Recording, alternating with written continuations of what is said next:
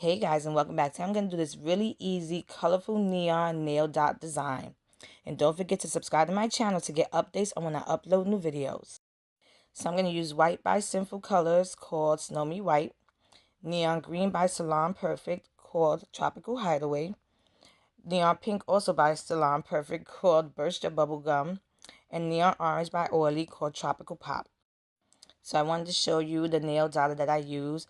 I get these from Amazon. They're really inexpensive. You get 5 in a pack. And as you can see, they're double-headed. So you get really 10 different sizes of the data. And I love it. I'm going to use this one. It has a big data and then a little one.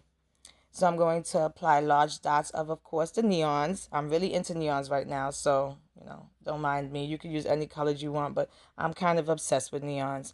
And I wanted to kind of do a side ombre look. And that's just when I want to do something different. I haven't done a nail dot video in a long time, and I wanted to show you something quick and easy that anyone can do. You don't necessarily have to use a dotter. I see people use toothpicks and things like that. Be creative. It's all up to you. Once I was done, as you can see, I'm just adding little dots of the same colors. Now, I like to add little dots in between because I feel like the design looks incomplete. I don't know. I don't like my nails having empty spaces. It's something about it.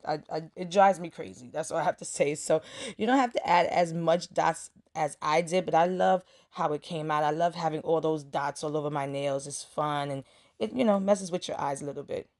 And as you can see, once I was done, I applied a quick dry top coat. A really easy design. I hope you liked it. If you did, please give it a thumbs up. And don't forget to go to my Instagram at Funwithmynails to see more of my nail art.